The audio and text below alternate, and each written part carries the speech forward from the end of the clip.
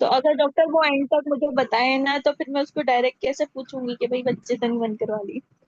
नहीं, वो हिस्ट्री में कल हमने हाँ। कितना कवर किया था। अच्छा चलें ठीक है। अच्छा नाइला, मुझे पता चला है कि जो है आप बच्चे की ख्वाहिशमंद हैं, क्या ये मालूमात दुरुस्त है? जी दुरुस्त है।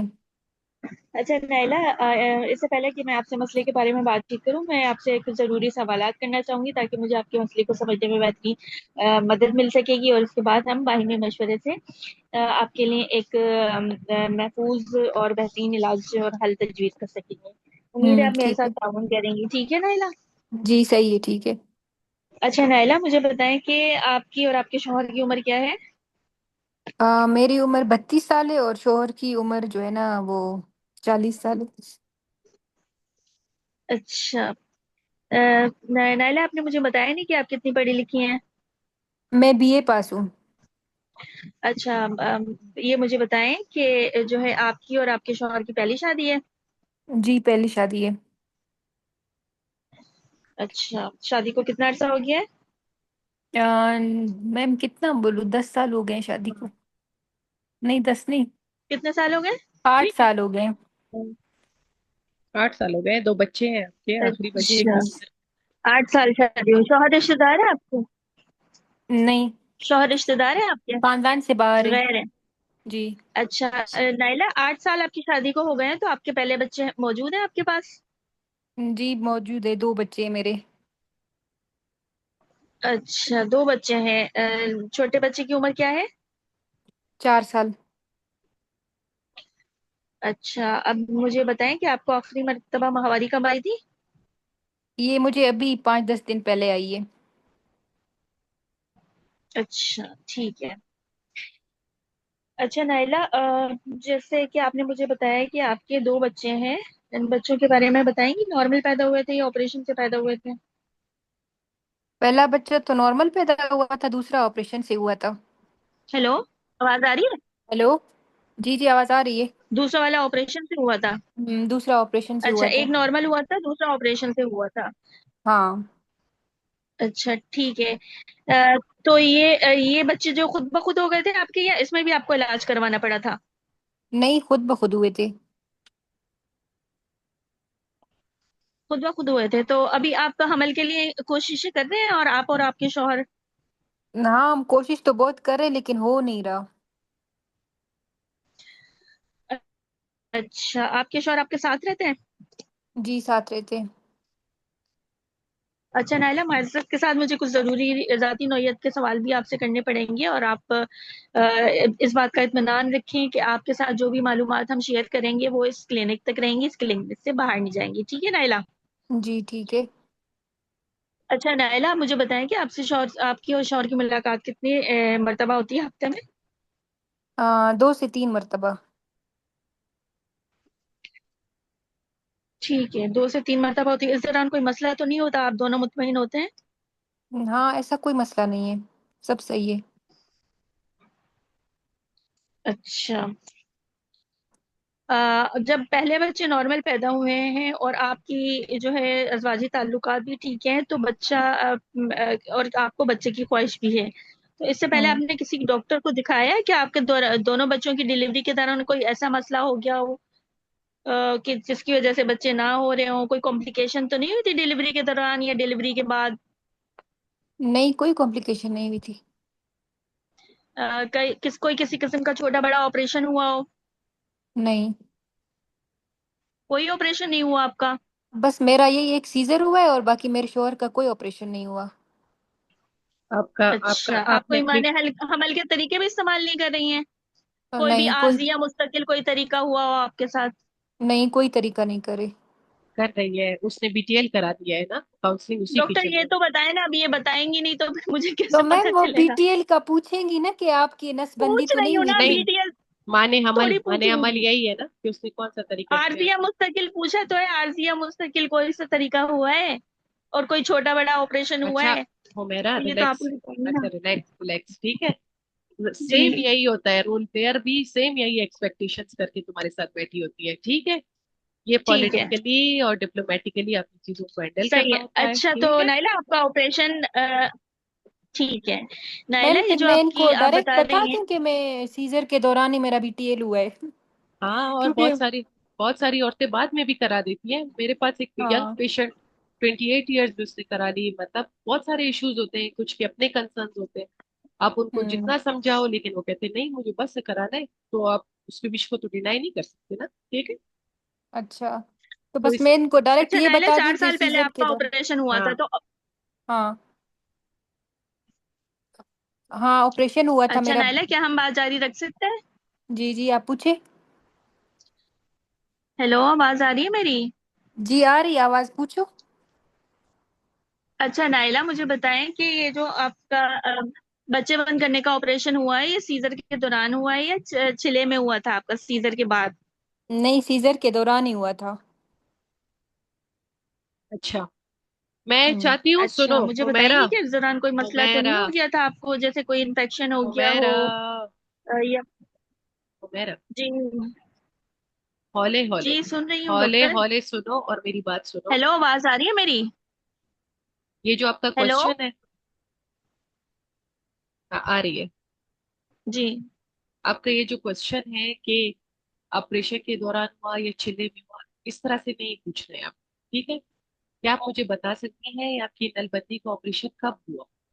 उसमें सारा कुछ कवर हो गया। एक तो लेंथी भी नहीं हुआ, और दूसरा सर नलबंदी छिले में नहीं हो सकता, नलबंदी किसी भी टाइप हो सकता है। आपका वो हम्म। जो लॉजिक है ना, वो अप्रोप्रिएट नहीं है। बेहतर ये है कि ये कब हुआ। क्या तफसीलात बता सकती हैं? कैमरे के जरिए हुआ, किस तरीके से हुआ? हम्म। आप पूछो। ठीक है, ठीक है। तो डॉक्टर, ऑपरेशन के दौरान हुआ तो फिर वो कैमरे के जरिए तो नहीं हुआ होगा ना? हाँ, तो मैं यही कह रही थी कि ऑपरेशन हेलो। के दौरान ही हुआ है। हाँ, कंटिन्यू करो। तो फिर ये तो अननेसेसरी क्वेश्चनिंग हो गई ना कि फिर। हाँ ठीक है, जो तुम्हें नेसेसरी लग रही है, ठीक है। शाबाश, कंटिन्यू करो। अच्छा ठीक है। अच्छा नाइला, क्या आपको मालूम है कि किस तरीके से हुआ था? जैसे या बहुत सारे तरीके होते हैं, जिसमें कभी क्लिप रखते हैं, रिंग लगाते हैं, या फिर उन ट्यूब्स को जला दिया जाता है, काट दिया जाता है, या बांध दिया जाता है। कुछ इस बारे में आपको मालूमात है? हाँ, मैंने अपनी डॉक्टर से पूछा था, तो उन्होंने बोला था कि धागा बांध के जो है ना मेरे नस को फिर काट दिया गया था। नल अच्छा, को बोलेंगे, आपके नस पास को मैम नल, नल होता है ना? ठीक है, नलबंदी का ऑपरेशन होता है। जी। हम्म। ट्यूब्स को क्या नल नल बोलेंगे डॉक्टर, या नसबंदी बोलेंगे? बच्चे नल भी बोल सकते हैं। नस, नस बेसिकली उर्दू में रग को बोलते हैं। जैसे वेसल हो, it is not a vessel, it लेकिन इज उर्दू जस्ट अ में लिखा ट्यूब। हुआ है नसबंदी, लिखा हुआ देखा है जगह जगह तो। मैम वो विजेक्टमी के लिए नसबंदी नहीं होता? हाँ, ठीक है। ये नलबंदी होता है। हाँ, अच्छा ट्यूब्स ठीक बोल है। दो बाबा, खैर है, ट्यूब्स बोल चले दो। ठीक है, सही है। हाँ। अच्छा ठीक है। हम्म। अच्छा नाइला, के बाद मुझे बताएं कि आपके पास उसकी रिपोर्ट मौजूद है, वो उसके बारे में मालूमात जो आपको डिस्चार्ज कार्ड दिया होगा, तफसील लिखी होगी ऑपरेशन की, वो आपको मौजूद है? जी मौजूद है। अच्छा, वो आप मुझे दिखाएंगी? हम्म। ये डॉक्टर साहब के पास है, आप उससे देख पूछ लें। चलें ठीक है, सही है। ठीक है। अच्छा, अब मुझे बताएं कि आपकी माहवारी उसके बाद ठीक रेगुलर हो गई थी आपकी? रेगुलर आती है अभी माहवारी, का कोई मसला तो नहीं है आपको? हाँ, महीने महीने आती है, सही आती है। अच्छा, कोई गंदे पानी की शिकायत तो नहीं है, या निचले हिस्से में दर्द तो नहीं रहता आपको? नहीं। अच्छा, और ऐसा होता है कि सर में चक्कर आते हो, नजर में धुंधलाहटपन होता हो? नहीं, ऐसा भी कुछ नहीं है। अच्छा, आपकी छाती से कोई किसी किस्म की रतूबत का खराश तो नहीं होता? नहीं।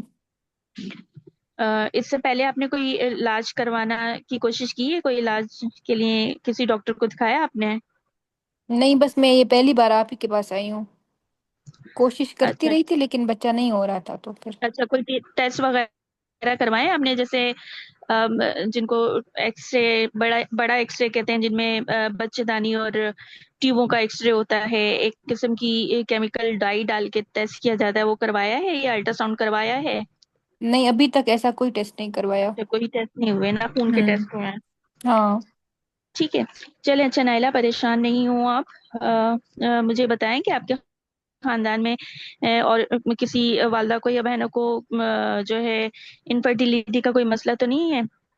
नहीं नहीं, सबके बच्चे हैं। कोई किसी का मसला नहीं है।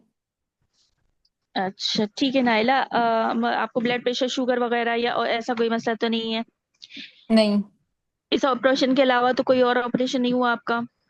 नहीं, बस ये एक बच्चे का ऑपरेशन हुआ था बस। अच्छा, किसी ड्रग दवाई वगैरह से एलर्जी तो नहीं है आपको? नहीं। अच्छा, शौहर के साथ इस वक्त तवाजी ताल्लुकात आपके ठीक हैं? हाँ ठीक है। सपोर्ट करते हैं वो आपकी? हाँ, सपोर्टिव है।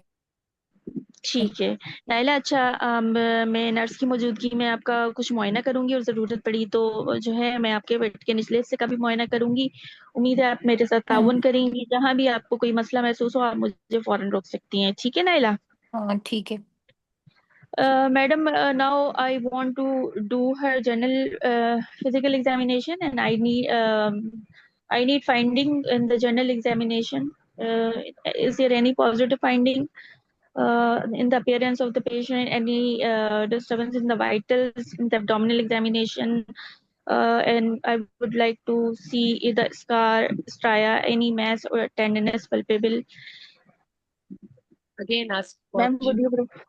Again ask. would It, it is not that जो मुझे चाहिए, दोबारा पूछो. Okay, madam. I need positive finding, any significant finding in the general physical examination. Again ask. अच्छा मैडम,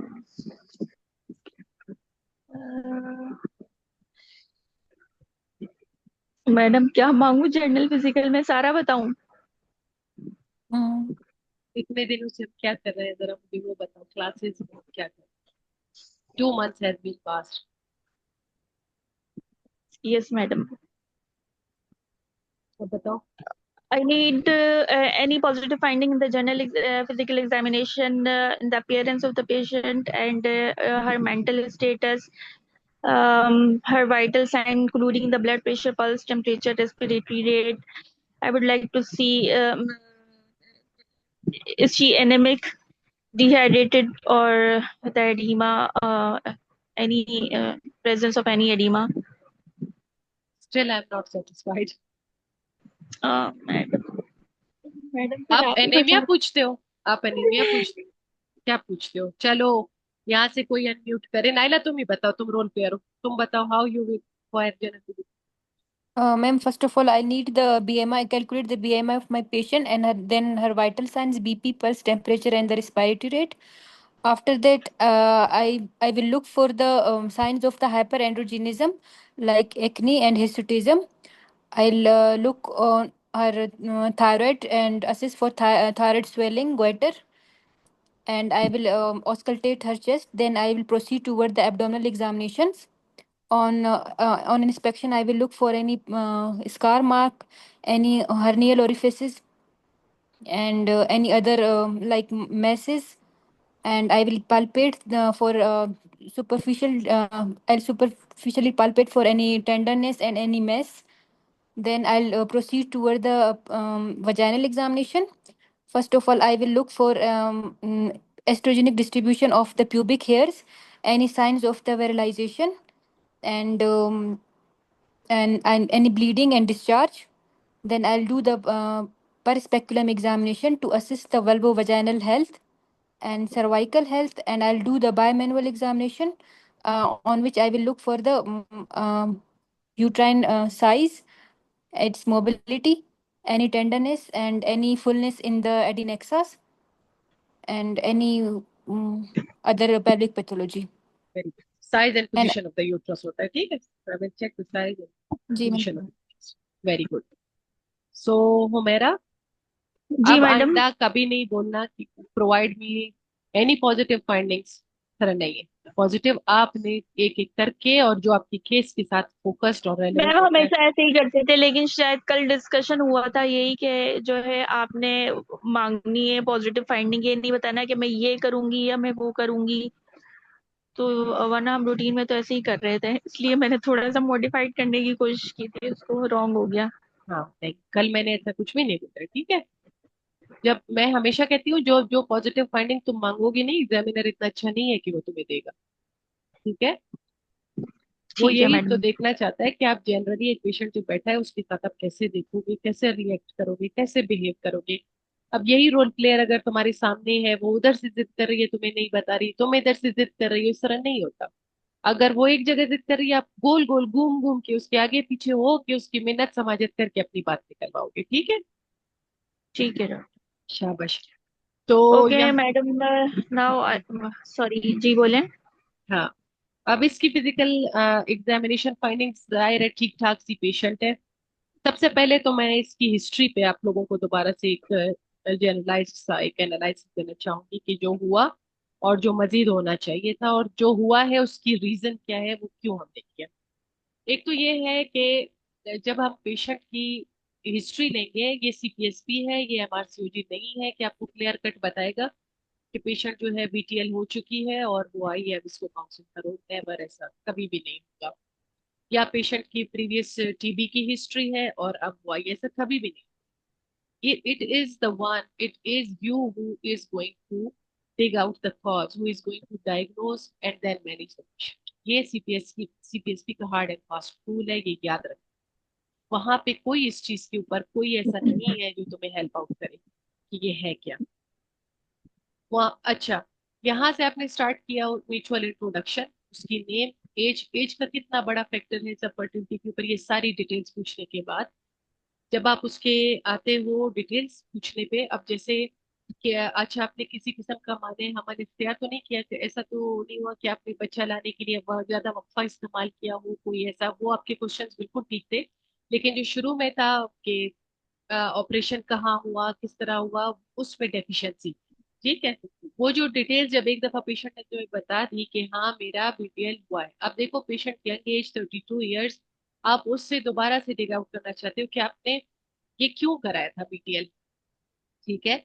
मतलब आपके उसको कॉज तो पता चले, और उसकी कोई एबॉर्शंस का आपने पूछा ही नहीं, कोई एबॉर्शंस की हिस्ट्री है नहीं है, इन्फेक्शन क्यों, क्या सेकेंडरी सब फर्टिलिटी में इन्फेक्शन का कोई रोल नहीं, क्या पीआईडी का कोई जी। रोल नहीं है, क्या जी पीसीओएस का मैंने कोई रोल नहीं। बताइए। हाँ, ठीक है, जी। पीसीओएस, अब सब फर्टिलिटी चाहे जो भी हो, डीएनसी, यानी कोई ऐसा तो नहीं हुआ आपका बच्चा हुआ उस पर कुछ सफाई की गई हो, आपने इसके लिए पहले कोई इलाज करवाया है, कोई टेस्ट वगैरह मौजूद है। अब ये जो आपका वो था कि मैं मुझे दिखाएं, ये जो रिपोर्ट है ना, ये बजाय दिखाने के आप वो क्वेश्चंस उससे करते हो कि आप मुझे बताएं कि ये क्या क्वेश्चंस आप कंप्लीट करते हो, किस तरह का ऑपरेशन था, कहाँ पे हुआ, ऑपरेशन के बाद कोई मसला तो नहीं हुआ आपको, किसी किस्म का कॉम्प्लिकेशन वगैरह तो नहीं हुआ है, और कोई तकलीफ तो नहीं हुई, उसके बाद कभी आपने दोबारा टेस्ट करवाया, ट्यूब्स वाकई बंद है। तो ये चीजें जो हैं आपने अपने जुबानी पूछनी है। यानी कोई भी ऐसा ठीक प्रोसीजर है। जिसमें आपको पेशेंट की डिटेल्स चाहिए, हिस्ट्री इज ऑलवेज हिस्ट्री।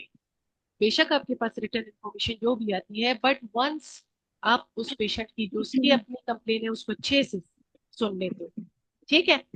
तो ये करने सही है। के बाद आप बाकी जो क्वेश्चंस थे वो कंप्लीट थे, ठीक थे, लेकिन हमेशा मैं कहती हूँ टीबी को मत भूला करो। ठीक है? जब मैंने शुरू के हमारे अगर आप लेक्चर्स याद रखो, मैंने कहा कि टीबी कहीं ना कहीं उठ के आ ही जाता है। इवन हो सकता है सब फर्टिलिटी, ब्लॉक ट्यूब्स, कोई स्टेरोसल्फेजोग्राम, और वो टीबी निकल आए। ठीक है? और आपने जब ठीक है। अपनी हिस्ट्री में टीबी का लफ्ज मुझे नहीं निकाला ना, ये स्ट्रिक्ट इंस्ट्रक्शंस होती हैं रोल प्लेयर को कि अगर ये लड़की अपने मुंह से टीबी नहीं बोलेगी ना, आपने नहीं बताने। ठीक है? अच्छा। तो जी ये डॉक्टर। सीपीएसपी का स्टिक, इसीलिए तो फोकस के ऊपर एक तरीकेकार, एक पैटर्न बनाया गया कि कैसे आप अपने फोकस तक पहुंचते हो। इसीलिए जो एक प्रोटोकॉल है, पहले इंट्रोडक्शन है, फिर प्रेजेंटिंग कंप्लेन है, ये सारा उसी का एक पार्ट है। ये सिस्टमेटिक तरीके से जाना हो। तो बाकी खैर बहुत अच्छा हो गया। अब इसमें कोई आपको खास फाइंडिंग नहीं मिलेंगी, सिर्फ स्कार मार्क आपको मिलेगा जेनेटिक एग्जामिनेशन में, अगर लेप्रोटमी, मिनी लेप्रोटमी हुई है उसकी, वरना अगर लेप्रोस्कोपिक हुई है तो फिर वो जाहिर है इतने ज्यादा निशान आपको नहीं मिलेगा। ठीक है? अब उसको जो है जी आप डॉक्टर। काउंसिल करो, बाकी सब ठीक है उसका। अब इसकी इन्वेस्टिगेशन लो और उसको काउंसिल करो। Okay, madam. Now I want to proceed to the investigation of the patient. The baseline investigation, I need her blood group, RH factor, and complete blood count with date, including the hemoglobin, TLC count, platelet count, random blood sugar, her urine dipstick testing for the pus protein and sugar, and I want her transvaginal ultrasonography for the size of the uterus, endometrial thickness, endomyometrial ecotexture, and any adnexal pathology, and non-gynecological incidental finding. शाबाश, ठीक है, बहुत अच्छा हो गया। Madam, will you provide the positive finding? All are normal, okay, और क्या चाहिए? Okay, madam.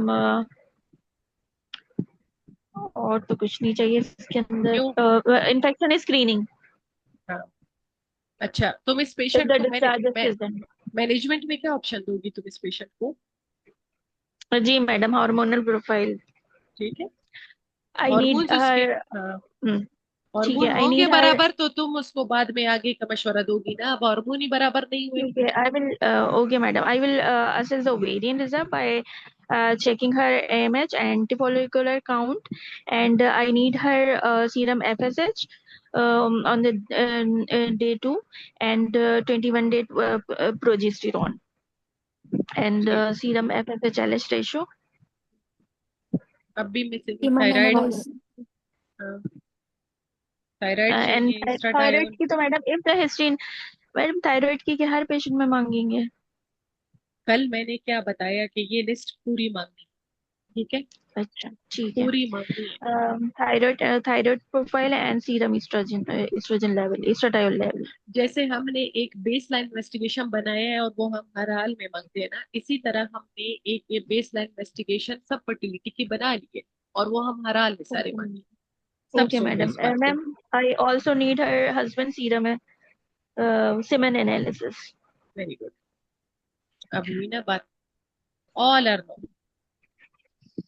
Okay madam, now I will proceed to the counselling, proceed to the management. ठीक है। अच्छा नाइला, जैसे कि मैंने आपसे कुछ मालूमात हासिल की हैं और हमने आपका मुआयना किया है और कुछ लेबोरेटरी के टेस्ट करवाए हैं, उसके मुताबिक जो है आपने ट्यूब बंद करवा ली है, लेकिन उसके साथ साथ आपको कोई आप बिल्कुल ठीक हैं, उसके साथ आपको कोई ऐसा मसला नहीं है कि जो आपके हमल में रुकावट पैदा कर रहा हो। सिर्फ मसला हम्म। आपकी ट्यूबों के ब्लॉक होने का है। आपको मेरी बात समझ आ रही है? जी समझ आ रही है डॉक्टर साहब।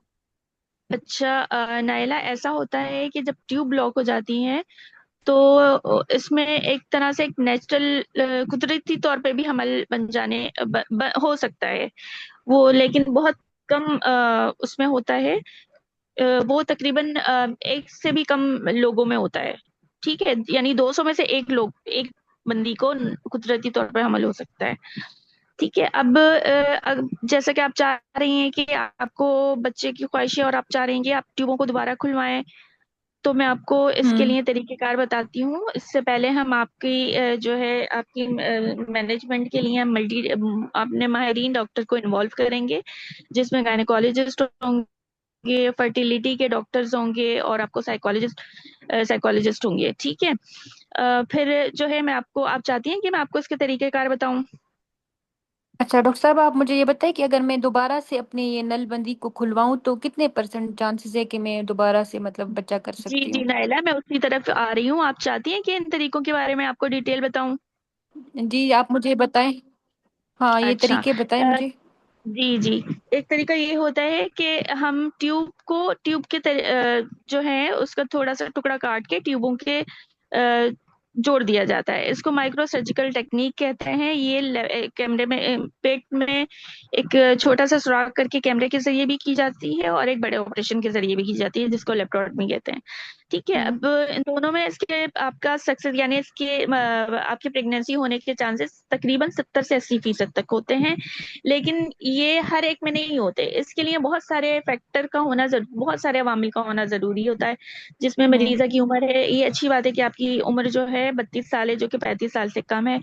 35 साल से कम हो तो इसमें सक्सेस चांसेस ज्यादा होते हैं। और इसके अलावा दूसरी बात ये होती है कि हम देखते हैं कि ट्यूब का कितना पार्ट अंदर है। अगर वो ट्यूब का हम्म। पार्ट 4 सेंटीमीटर से ज्यादा होता है, 3 सेंटीमीटर से ज्यादा होता है, तो भी उसमें सक्सेस के चांसेस ज्यादा आते हैं।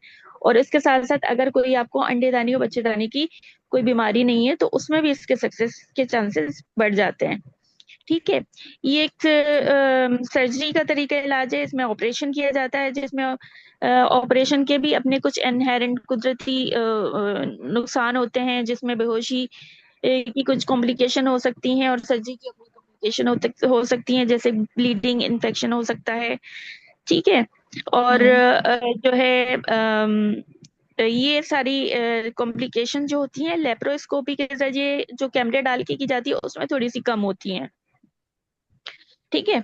और उसके बाद अगर हमल ठहर जाता है तो उसके बाद एक्टोपिक जो प्रेगनेंसी, जो कि ऐसी प्रेगनेंसी जो कि बच्चेदानी के अंदर ना हो, जब ट्यूब स्कार होने की वजह से ट्यूब में ही बच्चे फंसने का भी खतरा भी होता है। और इसके अलावा स्कार हम्म।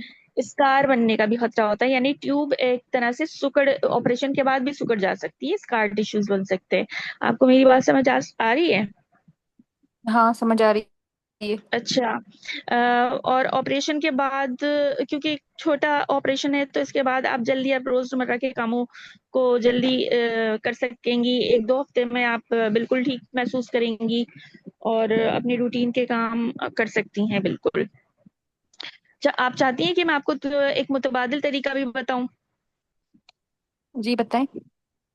अच्छा, एक मुतबादिल तरीका ये होता है जिसको हम अपनी तब के ज़बान में इन वाइट्रो फर्टिलाइजेशन कहते हैं। ये एक मसनूई तरीका कार होता है। इसमें ये हम्म। होता है कि मरीजा के अंडे लिए जाते हैं, और जो है उनको शौहर के पानी के साथ मिलाप करके एक लेबोरेटरी में रखा जाता है, फिर एक एमडीओ बनाया जाता है। फिर खास वक्त में मुख्तलिफ हार्मोन जो दवाइयाँ होती हैं, इंजेक्शन मरीजा को दिए जाते हैं, और फिर वो बच्चेदानी में एक एम्ब्रियो बना के बच्चेदानी में रख दिया जाता है। इस तरीके हम्म। से ये होता है कि हम ट्यूब जो आपकी ब्लॉक है उसको बाईपास कर देते हैं, मतलब ट्यूब का सिलसिला ही मुनकता हो जाता है, हमें ट्यूब की जरूरत नहीं रहती। इसकी कामयाबी के चांसेस 40 से 60% तक होते हैं। ये हम्म। भी ये तरीकेकार भी उन्हीं तमाम अवामिल पे मुनसर होती है, जैसे कि मरीज की उम्र है, आपकी ओवरी या बच्चेदानी में कोई मसला तो नहीं है, या फिर ये सब। लेकिन इसके साथ साथ इसमें एक कॉम्प्लिकेशन भी हो सकती है, जिसको ओवेरियन हाइपर स्टिमुलेशन सिंड्रोम कहते हैं, जो कि कुछ मरीजों में हो जाता है। इसमें ओवरी ज्यादा हार्मोन बना के जिस्म के मुख्तलिफ हिस्सों को मुतासर करती हैं। आपको मेरी बात समझ आ रही है? आप इसकी हाँ, तफसील जानना चाहेंगी या मैं आगे अपनी बात को जारी रखूं? आप थोड़ा सा मुझे आईवीएफ के बारे में तफसील से बताएं। जी नाइला, जैसे कि मैंने भी आपको बताया है कि इसमें हम मसनूई तरीके से आपके अंडे दानी में से अंडे निकाल के इंजेक्शन के जरिए अंडे नहीं, वो दानी को बात आप मुझे समझ आ गई थी, बस ये कि इसका क्या रिस्क हो सकता है, मतलब अगर एक तो आपने बोला ना इसका कि। रिस्क हो सकता है कि आपको ओवेरियन हाइपरस्टिमुलेशन सिंड्रोम हो सकता है, आपको मल्टी मतलब एक से ज्यादा दो तीन बच्चे हो, अगर जितने ज्यादा एम्ब्रियो रखे जाएंगे आपकी बच्चेदानी के हम्म। अंदर, उतने ही ज्यादा आपको प्रेगनेंसी ट्विन या ट्रिपलेट होने के चांसेस होते हैं। और उसके साथ साथ अच्छा। जो प्रेगनेंसी की कॉम्प्लिकेशन होती हैं ट्विन या ट्रिपलेट के साथ, उसके होने के खतरात होते हैं। ठीक है। और इसके अलावा ठीक है मैं ना, अपनी आपको समझ आ मतलब रही है मेरी रोजमर्रा बात? की अच्छा, जिंदगी। इसके साथ साथ हाँ, आपको, जी बिल्कुल मैं उसी तरफ ही मैंने आ कहा रही हूँ नाइला। रोजमर्रा की आप जिंदगी में मुझे क्या तब्दीलियां जी लाना होगा। बिल्कुल बिल्कुल, हाँ। मैं आपको उसी तरफ ही आ रही हूँ अभी। मैं आपको इसके साथ साथ बताती हूँ कि आपको बिल्कुल स्ट्रेस नहीं लेना है। ठीक है, अगर आप इस हद तक परेशान है तो मैं अपने साइकोलॉजिस्ट डॉक्टर से आपकी अपॉइंटमेंट बुक कर देती हूँ, और वहाँ आपको मैं भेज दूंगी अभी। और इसके अलावा अपनी डाइट अच्छी रखनी है, रेगुलर, थोड़ी बहुत रेगुलर की रोजमर्रा की बुनियाद पे आपको एक्सरसाइज करनी है। अगर खुदा ना खास्ता आप स्मोकिंग करती हैं तो वो आपको छोड़ना होगा। और अगर कोई स्मोकिंग कर रहा है तो उसके पास भी नहीं जाना होगा, क्योंकि एक्टिव उसके भी उतने ही तकरीबन खदशात होते हैं। ठीक है। ठीक है। ये मैं हम्म। आपको मालूमाती कागजात भी देती हूँ, आप घर जाके पढ़ सकती हैं और अपने शौहर से डिस्कस कर सकती हैं। और इसके अलावा मैं आपको नेक्स्ट अपॉइंटमेंट के लिए आपको बुक कर लेती हूँ। आप अगर आप चाहती हैं मैं अपने कंसल्टेंट से भी आपकी बात करा सकती हूँ। ठीक है नाइला? इसके अलावा आप मजीद कुछ मालूमात जानना चाहेंगी मुझसे? और नहीं, बस समझ आ गया सब। हेलो? नहीं डॉक्टर साहब, बस हेलो? समझ आ गया। Okay, hello. Very good very good, hmm. माशाल्लाह हो मेरा, बहुत अच्छा। काउंसलिंग बहुत अच्छी की। बस ठीक है, अभी जो वीकनेस थी वो उधर जीपी फाइंडिंग्स लेने में थी। ठीक है, बाकी सही है माशाल्लाह, थ्रू आउट ओवरऑल बहुत अच्छा ओके, हुआ। Thank you. ओके। तो इसको थोड़ा सा हम डिस्कस कर लेते हैं ताकि कॉन्सेप्ट सबके क्लियर हो जाए। एक तो ये कि हिस्ट्री अच्छी से ले ली थ्रू आउट, जो टेम्पलेट है ना जो हमने कल किया वो रट्टा मार लो और उसको बार बार प्रैक्टिस करो। उसी में आपको जो कॉज मिलती है उसके अकॉर्डिंगली कहीं पे भी जो मैनेजमेंट है वो हम मॉडिफाई कर लेंगे।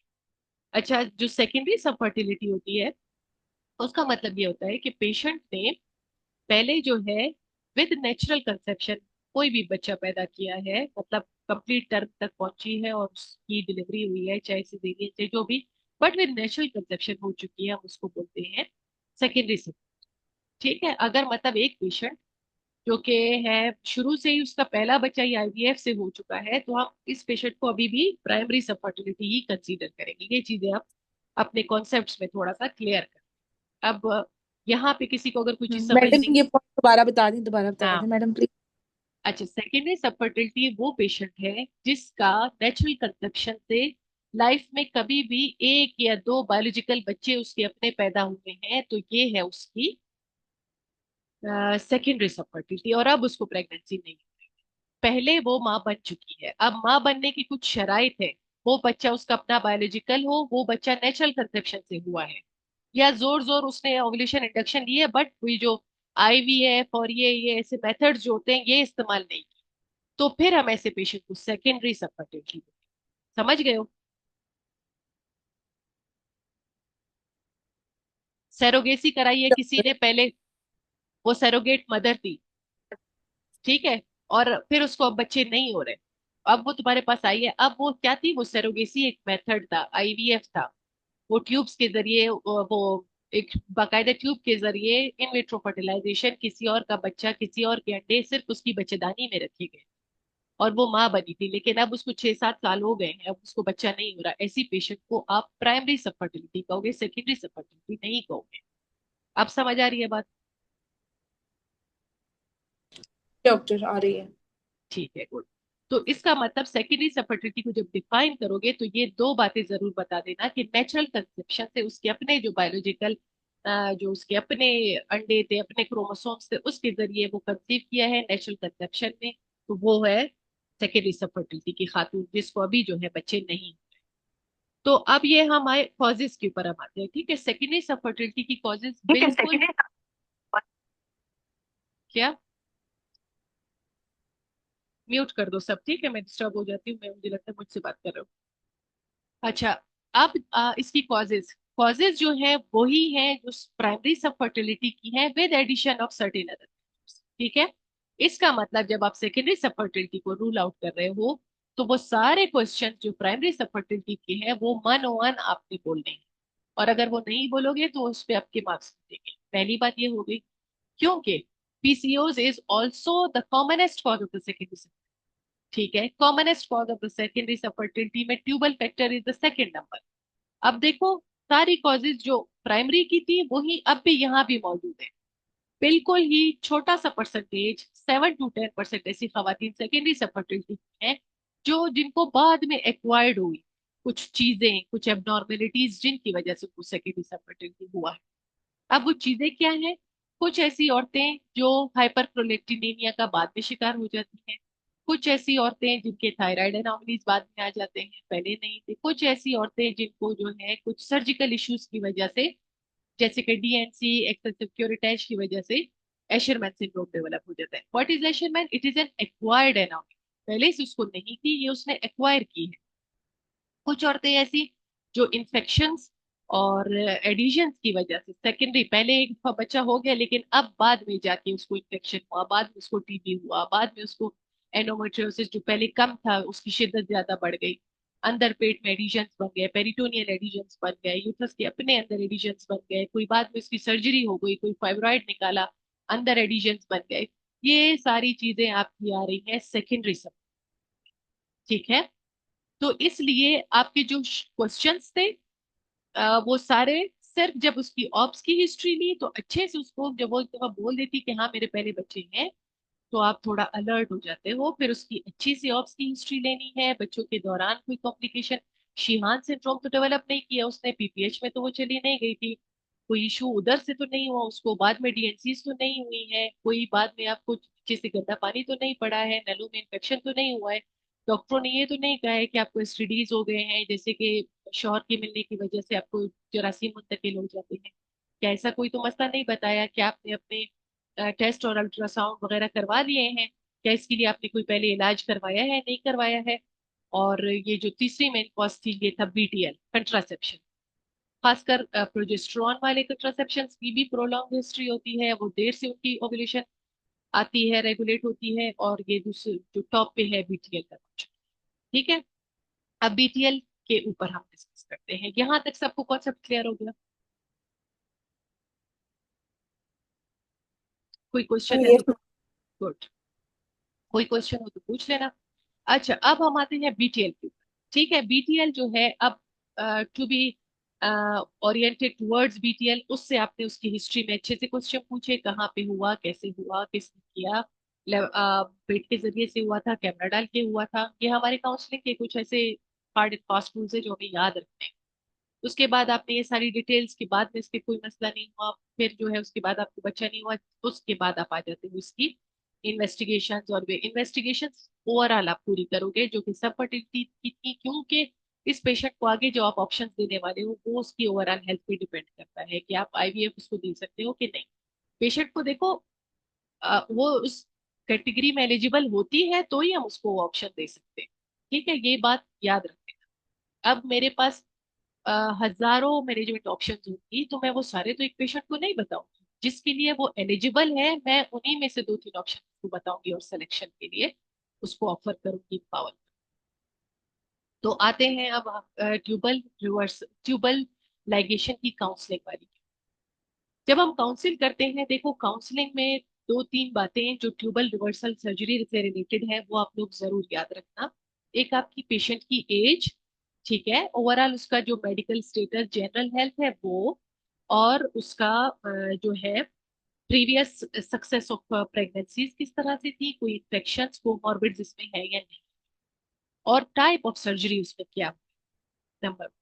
अब बहुत सारे पेशेंट्स के साथ आपको इतनी सारी डिटेल्स नहीं मिलेंगी कि उसकी एग्जैक्ट टाइप ऑफ सर्जरी क्या थी, और हमें काउंसलिंग भी हमारी जितनी गाइडलाइंस में है पर जो प्रोसीजर वाइज डिटेल्स में नहीं दिया हुआ।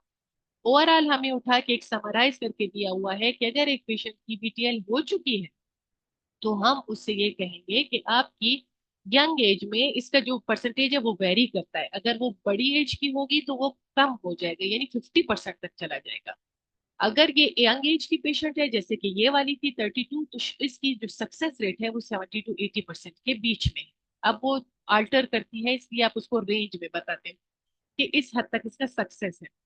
और रिवर्सल उस वक्त तक फायदेमंद होती है जब ट्यूब का साइज जो रिमेनिंग है, जो बच गया है, जो सर्जरी हमने कर दी उसको आपस में हमने जोड़ दिया, वो 3 से 4 सेंटीमीटर तक हो, तो आपकी जो है ये सर्जरी सक्सेसफुल होगी। लेकिन इसके साथ कुछ खतरात भी हैं, जैसे कि उस ऑपरेशन के बाद एक्टोपिक के रिस्क बढ़ जाते हैं।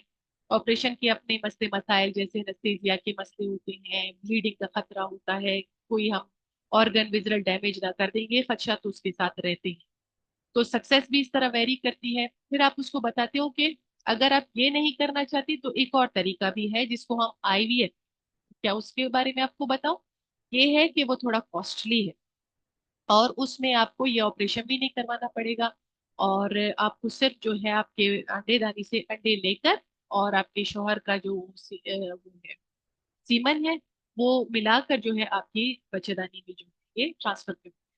क्या आप चाहती हैं मैं इसके बारे में और मजीद आपसे बात करूं? तो इस तरह से आप उसको जो क्यूमुलेटिव काउंसलिंग होती है वो करते हो। फिर उसके बाद आपकी जो प्रेगनेंसी होगी, मैंने यहाँ पे ऑल्दो इसमें डिटेल में नहीं लिखा बट यू शुड काउंसिल है कि उसके बाद जो आपका बच्चा होगा हम आपको मशवरा देंगे कि आप फौरन जो है जैसे ही आपका प्रेगनेंसी टेस्ट पॉजिटिव आएगा आप हमारे पास आए, हम आपकी अर्ली बुकिंग करेंगे या शुरुआती अल्ट्रासाउंड करेंगे, देखेंगे बच्चा कहीं ट्यूब्स में तो नहीं है।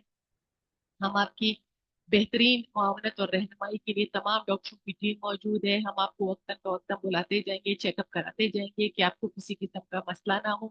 क्योंकि जो बच्चे ट्यूब्स के जरिए अगर जैसे आईवीएफ करते हैं, टेस्ट ट्यूब के जरिए हम करते हैं, उनमें थोड़े हाई रिस्क बच्चे होते हैं, इनमें थोड़े बहुत खदशात होते हैं, जैसे ब्लड प्रेशर का बढ़ जाना या बच्चे का जाया हो जाना या वक्त से पहले पैदाइश हो जाना या जुड़वा बच्चों का हो जाना। तो हम इन तमाम चीजों को देखते हुए आपकी जो है प्रेगनेंसी को कोशिश करेंगे कि हम अपनी उसकी जो मुद्दत है मुद्दत तक हम ले आए, और अगर उसकी कोई प्रीवियस सर्जरी नहीं है तो हम कोशिश करेंगे कि आपकी नॉर्मल डिलीवरी हो। अगर वो प्रीवियस सिजेरियन है, सिजेरियन में बीटीएल हुआ है, तो आप कहोगे कि हम आपकी जो है ऑपरेशन का हम आपको 36 वीक्स की तारीख देंगे, आपको नशे वाले डॉक्टर से मिलवाएंगे, और इस तरह आपकी बच्चे ऐसी जगह पे ऑपरेशन करेंगे जहाँ पे तमाम टीम मौजूद हो, नौज़ायदा बच्चों की टीम हो। आप मुझसे कोई मजीद मालूमात लेना चाहती हैं, आप मुझसे नेक्स्ट। आपको बहुत अच्छा। Doctor got it. सादिया, मैं क्वेश्चन पूछना था। हाँ। आई डॉक्टर तबस्सुम का मैंने मॉक्स अटेंड किए, तो वो एब्डोमिनल मैस के बारे में था। तो वो प्रीवियस 3 स्कार थी, और मैंने कुछ लेप्रोस्कोपी का कहती थी कि हम लेप्रोस्कोपी से ये करेंगे ना, तो वो मुझे कहती थी कि प्रीवियस 3 स्कार्स में आप करेंगी। तो डॉक्टर सादिया, मैं सिर्फ ये बात पूछ रही थी कि फॉर एग्जाम्पल इस पेशेंट के 3 सिजेरियन हुए हुए हैं, और अब वो आई है उसके लिए कि मेरा वापस करो रिवर्सल ट्यूब। तो मैडम, हम इसे लेप्रोस्कोपी से करेंगे या हम इसे ओपन करेंगे, और अगर करेंगे तो फिर हम कौन से पामर पॉइंट से, मतलब आप ये मुझे बता सकते हैं कि कितने सिजेरियंस के बाद हमने अवॉइड करनी है लेप्रोस्कोपी? नहीं, देखो लेप्रोस्कोपी, देखो इसमें कोई हार्ड एंड फास्ट रूल नहीं है कि इतने सिजेरियन के बाद। इवन किसी पेशेंट की कोई सिजेरियन हुई ही नहीं होती, लेकिन लेप्रोस्कोपी का जैसे ही पोर्ट इंसर्ट करते हैं तो उसके इतने सारे फ्रोजन सा एब्डोमेन होता है, या पेल्विस होता है, कि ना व्यू है ना कुछ है, उसका एक सर्जरी भी नहीं हुई शुरू में, और वो हम कैंसिल कर देते हैं, वो पोर्ट हम निकाल देते हैं, और फिर या तो उसको ओपन में कन्वर्ट कर देते हैं या लेप्रोस्कोपी ही पूरी की पूरी विथड्रॉ हो जाती है। So it depends upon the condition. इसमें कोई ये नहीं है कि प्रीवियस तो सिजेरियन मैडम, भी। एक छोटी सी कंफ्यूजन है ना। एक पेशेंट है उसका, सॉरी इस टॉपिक से हट के, लेकिन लेप्रोस्कोपी पे है कि एक मैस है उसका, ओवेरियन मैस है। ठीक हाँ। है, उसके सिजेरियन हुए हैं। तो हम ओवेरियन, जब हम मैनेजमेंट बताएंगे तो मुझे उन्होंने कहा है कि तुम लेप्रोस्कोपी करोगे तो तुम्हारा सारा वाइवा लेप्रोस्कोपी पे हो जाएगा, तुम कह दो कि ओवेरियन सिस्टेक्टमी करेंगे। ठीक है, 42 ईयर्स की फीमेल है ना। तो अगर मुझसे एग्जामिनर पूछ लेती है, क्योंकि वो बिजी था तो मैं उनसे पूछ नहीं सकी, अगर मुझसे एग्जामिनर पूछ लेती है कि तुम ओपन करोगे या लेप्रोस्कोपी करोगे, प्रीवियस 3 सिजेरियन है फॉर एग्जांपल उसके, तो मुझे क्या कहना चाहिए? लेप्रोस्कोपी कहना चाहिए पामर पॉइंट से, या मैं ओपन करूंगी उसकी ओपन सिस्टेक्टमी, या ओपन उसका वो करूंगी, ये बीटीएल रिवर्सल, क्या मैं कहूंगी उसे? देखो, मेरा तो ये मशवरा है, आप उसको सारे ऑप्शंस दोगे, क्योंकि सीपीएसपी की होती है, ठीक है, की में सारे ऑप्शंस होते हैं। पेशेंट सिलेक्शन के ऊपर बाद में डिस्कशन होती है, आप अपना चॉइस बताते हो, आप अपनी कंसर्न्स बताते हो, बट की जब उस पेशेंट के ऐसा कुछ भी नहीं है तो आपको पूरी बतानी होती है कि ये मुख्तलिफ तरीकों से हो सकता है। जैसे हम डायरेक्ट पेट के जरिए चीरा लगा कर दें, आपको बड़ा नशा दें, या फिर बड़ा नशा देकर आपको जो है कैमरे के जरिए, जिसको हम लेप्रोस्कोपी बोलते हैं, करें, या फिर अब जो है हमारे पास एक नई टेक्नोलॉजी भी आई है जिसको हम बोलते हैं रोबोटिक सर्जरी। ठीक है, ऑप्शन आप जी तीनों मैम। दोगे। मैं जी। मैं हूँ, मैं वाइवा दे रही हूँ, तो मैं तीनों को, मैं तीनों ऑप्शन अपने पेशेंट को क्योंकि मैम, वाइवा जी। जैसे हुमा ने कहा तो उसको ऑप्शंस तो सारे देंगे कि लेप्रोस्कोपी के लिए हाँ। भी हो सकता है, और हम जो, लेकिन हाँ। उससे ये है कि आपको पहले उसने आपने काउंसल करना है उसे हाँ। कि क्योंकि आपके पहले 3 सिजेरियन हो गए हैं, तो हो सकता है कि लेप्रोस्कोपी आपके उसमें मुश्किल हो। हाँ। तो हो सकता है कि हमें उसको पेट खोल के फिर ऑपरेशन करना हो, आप पहले बिल्कुल। से उसका कंसेंट ले लो। बिल्कुल। अच्छा, लेप्रोस्कोपी की मतलब जब हम इंडिकेशंस और कंट्रा इंडिकेशंस हम डिटेल से करेंगे ना, तो ये हम्म। कॉन्सेप्ट आपका वहां पे भी कि उसमें सर्जरीज का, प्रीवियस सर्जरीज और एडिजन, हाँ प्रीवियस फेल्ड लेप्रोस्कोपी है उसकी इंडिकेशन, बट ये कि प्रीवियस 2 है या प्रीवियस 3 है, ये उसकी इंडिकेशन में। ठीक है। मैम, ये स्टेशन भी आया था लास्ट, रिकॉल भी है कि एक डमी पड़ी हुई थी जिसके जो previous 3 cesarean section due to the endometriosis, endo ovary हुआ था, हाँ। पर उसकी आपने उसको हो गई है। प्रीवियस 3 सिजेरियन स्कार थे, ठीक है, लेकिन ये कि सिजेरियन स्कार हमने हिस्ट्री में पूछने थे कि हाँ। आपका, कहूंगी कि उसका जो है मिड लाइन है या ट्रांसवर्स है, लो ट्रांसवर्स स्किन स्कार्स। तो उसमें मिड लाइन है तो उसमें 50% जो होता है ना एडिजन्स होते हैं। तो उसमें जो है हम फिर भी, मैंने कहा कि I will do the laparoscope.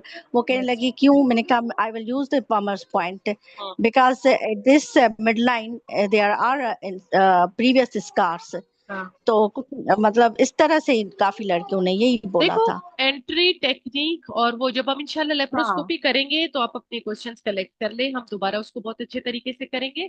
But patient जी। की हमेशा एंट्री टेक्निक और वो उसमें alteration according to BMI and stars, उसमें चेंजेस होती हाँ है। ठीक है। रूल आउट जो कंट्रा इंडिकेशन, हाँ जैसे आपने बस, कहा। हाँ। जी तो जी। ये ऐसा एज सच उसमें ये नहीं, अगर आपको कोई पकड़े कि प्रीवियस 3 को लेप्रोस्कोपी करोगी या नहीं करोगी, क्यों नहीं कर सकते? कहाँ पे लिखा है कि प्रीवियस 3 को आप जी, नहीं कर सकते? हाँ कर सकते हैं। बिल्कुल। प्रीवियस 3, जी प्रीवियस 4, प्रीवियस 5 को मैंने लेप्रोस्कोपिक पॉलीसिस्टेक्टमी होते देखा है, ठीक है। तो हाँ, सर्जन हाँ, तो आम करते हैं, हाँ आप यहाँ पे करते भी हैं। करते हैं। सो इट्स हाँ नॉट दैट थिंग, ठीक है। चलो भाई, ये हाँ हो गया, मैं क्लोज कर रही हूँ।